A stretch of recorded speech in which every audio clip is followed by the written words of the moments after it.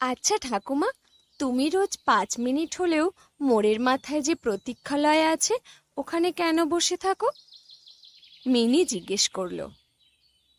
কেন রে মিনি, আজ হঠাৎ এই প্রশ্ন কেন? ঠাকুমা বলল। ঠাকুমা মুচকি হেসে নাতনির মাথায় হাত বুলিয়ে জিজ্ঞেস করলো। না, এমনি। আমি সেই ছোট্টবেলা থেকে দেখে আসছি, যতই বৃষ্টি পড়ুক, ঝড় উঠুক, তুমি কোনোদিন ওখানে যাওয়া বন্ধ করনি। বলো না ঠাকুমা, ওখানে এমন কি আছে? জানিস মিনি, এতদিন ধরে যাচ্ছি ওখানে, কিন্তু এখনো পর্যন্ত কেউ আমায় এই প্রশ্ন করেনি। সেই জন্যই তো জিজ্ঞেস করছি। আচ্ছা, এখন তোকে আমি বলতেই পারি, আর 2 দিন পর তোর বিয়ে। আরে ঠাকুমা, তোমারটা বলো না। বেশ, আর লজ্জা পেতে হবে না। শোন তবে, আমার বয়স তখন হবে 15-16। তখন বাবা অনেক কষ্টে আমায় পড়াতো, তাই রোজকার মতো সেই দিনও স্কুলে গেলাম। কিন্তু বাবা স্কুলের বেতন দিতে পারেনি, তাই জন্য আমায় স্কুল থেকে বের করে দেয়। আগে তোর বাপকে বল টাকা দিতে। খালি টাকা মারার তাল, যত নিকড়ির বাচ্চা। যা দূর হতো, যত সব। আমি সেখানেই দাঁড়িয়ে কাঁদছিলাম, বুঝতে পারছিলাম না আমি কি মুখ নিয়ে বাড়ি যাব। বাবার এত অপমান আগে কখনো শুনিনি। হঠাৎ পাশের ঘর থেকে কম বয়সের নতুন মাস্টার মশাই বেরিয়ে এলো। মুখুজ্জি বাবু, আপনি কাউকে এভাবে অপমান করতে পারেন না। তুমি আমায় বোঝাতে এসো না অপূর্ব, কাকে কি বলতে হবে। তুমি এদের চেনো না। এরা পড়িয়ে নেবে, কিন্তু টাকা দেবে না। তবু আপনি এভাবে বলতে পারেন না। শিক্ষা কোনো পেশা না, আর টাকাই সব কিছু না। তাহলে তুমি বিনামূল্যে পড়াও, আমরা পারবো না। এই বলে আমাদের প্রধান শিক্ষক ভিতরে চলে গেলেন। তোমার নাম কি? বেলা, বেলা দাস। আচ্ছা বেশ, আর কাঁদতে হবে না। আমি তোমার বাবার সাথে কথা বলে নেব। কাল থেকে তুমি আমার বাড়িতে পড়তে এসো। আপনাকে অনেক অনেক ধন্যবাদ। চলুন, আপনাকে আমার বাড়ি নিয়ে যাই। সেই দিনই অপূর্বদা আমার বাবার সাথে কথা বলে ঠিকঠাক করে নেয় কখন যাব পড়তে। সেই অনুযায়ী আমি রোজ সকালে যেতাম। হঠাৎ একদিন অপূর্বদা এমন একটা প্রশ্ন করলো। বেলা, একটা প্রশ্ন করব? হ্যাঁ বলুন। বেলা, আমি ভালো রোজগার করি, অনেক জমিও আছে, আর এটা আমার নিজের বাড়ি, সেটা তুমি জানো। কিন্তু দাদা, আপনি এইসব আমায় কেন বলছেন? তুমি বুঝতে পারছো না আমি কেন বলছি এই কথা? বেলা, তুমি বুঝতে পারোনি আমি প্রথম দিন থেকে কতটা ভালোবাসি তোমায়। কিন্তু দাদা, তুমি যে অনেক বড় আমার থেকে, আমার গুরুজন তুমি। না বেলা, আমার বেশি বয়স না, আমার 23 বছর বয়স। বিশ্বাস করো বেলা, আমি তোমায় খুব ভালো রাখবো, কথা দিচ্ছি। কিন্তু মা বাবা যে মানবে না। সে তুমি আমার উপর ছেড়ে দাও। তুমি শুধু বলো, তুমি কি থাকবে আমার সাথে, করবে আমায় বিয়ে? কিন্তু আমি যে আপনাকে দাদার চোখে দেখি। আজ থেকে ভালোবাসার মানুষের চোখে দেখো নয়। না, এটা সম্ভব না।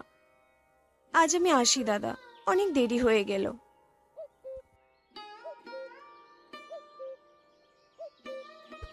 আমি যখন উঠে চলে যাব তখন অপূর্বদা আমার হাতটা ধরে বলেন, তোকে বড্ড ভালোবেসে ফেলেছি, আসবি তো আবার? আমি কিছু না বলেই বেরিয়ে চলে এলাম, কিন্তু আমি তো জানি আমার ভিতর কি চলছে। আমিও তো ওনাকে অনেক ভালোবাসি, কিন্তু বাবা যে এই সম্পর্ক মানবে না। অনেক আশা করে আমায় পড়তে পাঠাতেন। যদি দেখে মেয়ে মাস্টারের প্রেমে পড়েছে, তখন বাবা কি ভাববে? কিন্তু অমন একজন পুরুষকে কেউ না ভালোবেসে থাকবে কেমন করে? যেমন তার মুখ, তেমন তার গঠন। এক মুখ দাড়ি, পরনে ধুতি পাঞ্জাবি, সারাক্ষণ উপন্যাস পড়েন। কত শিক্ষিত! কি আমি এসব কি ভাবছি? না, আর কাল থেকে যাব না ওখানে। বেলা, আজ 3 দিন হয়ে গেল তুই অপূর্বর কাছে পড়তে যাচ্ছিস না। শরীর ভালো নেই তোর? না মা, আমি আর যাব না। কেন, কি হয়েছে? এবার কি বলি? যে মাস্টারের প্রেমে পড়েছি? ইস, ছি ছি ছি! কি বলি? হ্যাঁ, না মানে এখন যাব না, শরীর ভালো নেই খুব একটা। আচ্ছা, কিন্তু কাল থেকে যাবি। সেই মানুষটার কি দায় তোকে বিনামূল্যে পড়ানোর? আচ্ছা, বেশ যাব। মনটা এত খুশি খুশি লাগছে কেন? ওনার কাছে যাব বলে? সত্যি, কতদিন ওনার মুখটা দেখিনি। আমি তো কষ্ট পাচ্ছি, তার মানে উনিও কষ্ট পাচ্ছেন? আমি কি করছি? ওনাকে এত কষ্ট দিচ্ছি কেন? না, না, আর কষ্ট দেব না। অপূর্বদা! আমি ছুটে অপূর্বদাকে জড়িয়ে ধরলাম, আর আমার চোখ দিয়ে জল পড়া শুরু করলো। বেলা, কাঁদে না, তাকাও আমার দিকে। কই, তাকাও। আমি মুখটা তুলে তার দিকে তাকাতে কেমন যেন সব মনে হলো থেমে গেছে। জানলা দিয়ে আসা বাতাস থেমে গেছে, ঘড়ির টিক টিক আওয়াজও থেমে গেছে, বাইরের গাড়ির আওয়াজও থেমে গেছে। খালি দেখতে পারছি তার চোখ আমার দিকে চেয়ে আছে। বেলা, বেলা, কি হয়েছে? আপনাকে কত কষ্ট দিয়েছি বলুন? আমায় ক্ষমা করে দিন। আমি জানি আমি খুব বাজে। কে বলল তুমি আমায় কষ্ট দিয়েছ? আর খবরদার, আমার সামনে আর কোনোদিন যদি নিজেকে খারাপ বলেছ, তাহলে খুব বকবো। না, আপনি আমায় সত্যি বলছেন না, আমার মন রাখার জন্য এসব বলছেন।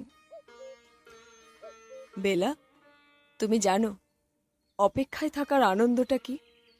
অপেক্ষায় থাকলে জানা যায় ঠিক তার একদিন অবসান ঘটবে।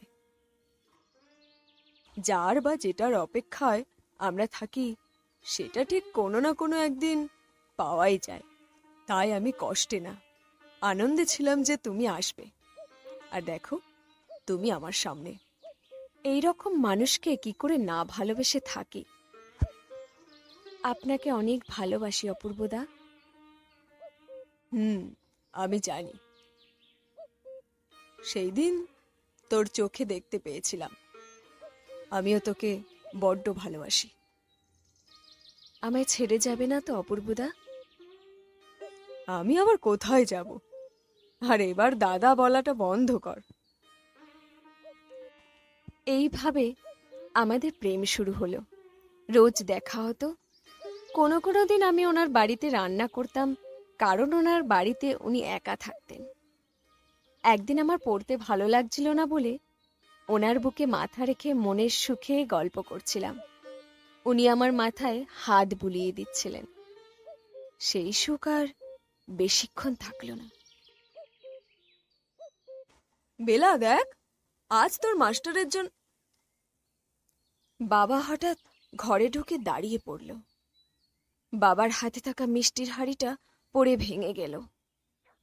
আমি তাড়াতাড়ি খাট থেকে উঠে মাথা নামিয়ে দাঁড়িয়ে রইলাম। কাকা, আপনি যেটা ভাবছেন সেই বেলা, কতদিন ধরে এইসব চলছে? কাকা, বেশি দিন তোমায় আমি কিছু জিজ্ঞেস করেছি? তোমার এই মতলব আছে জানলে কোনো দিন বেলাকে পড়তে পাঠাতাম না। ছি ছি, এইরকম নোংরা মানুষ আমি কোনোদিন দেখিনি। বাবা, তুমি এভাবে বলতে পারো না। তুই চুপ কর। তোর জন্য ছেলে দেখেছি, সেই জন্য এখানে বলতে এসেছিলাম যে তুই আর পড়তে আসবি না। এটা আগেই আমায় করতে হতো। বাবা আমায় হাত ধরে টানতে টানতে বাড়ি নিয়ে এলো। সেই দিন থেকে আমার বাড়ি থেকে বেরোনোই বন্ধ হয়ে গেল। কিন্তু আমি যে ওনাকে ছাড়া কাউকে স্বামী হিসাবে মানতে পারবো না।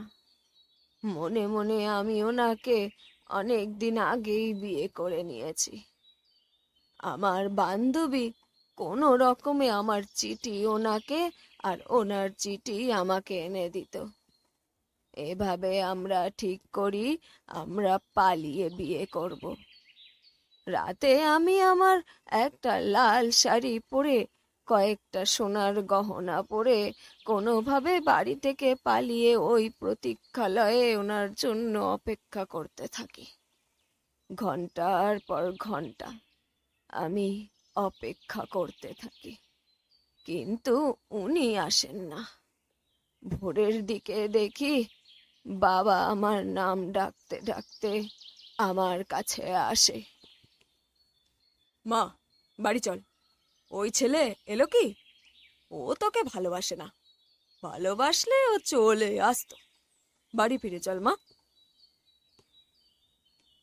আমি কিছু না বলে বাবার সাথে বাড়ি ফিরে বাবার পছন্দের ছেলের সাথে বিয়েটা সেরে ফেলি।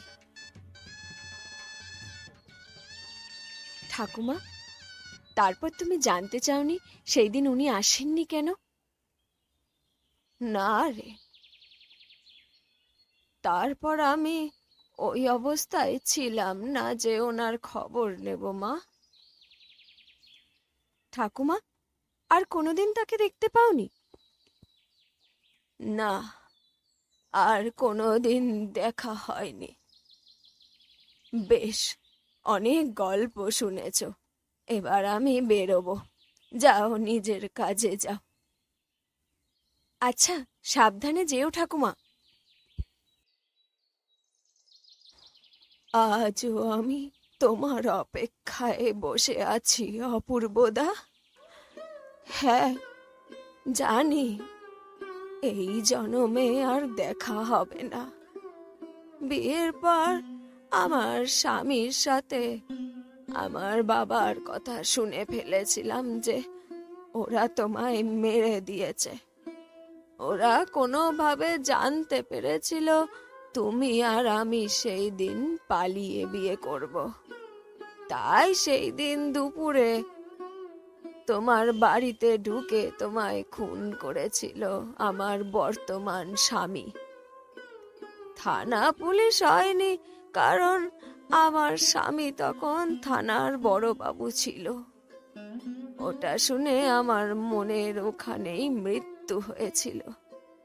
তুমি তো বলেছিলে অপেক্ষার অবসান ঘটে, তাই এখনো এখানেই অপেক্ষা করছি তোমার, এবং তারই সাথে আমার দেহের মৃত্যুর।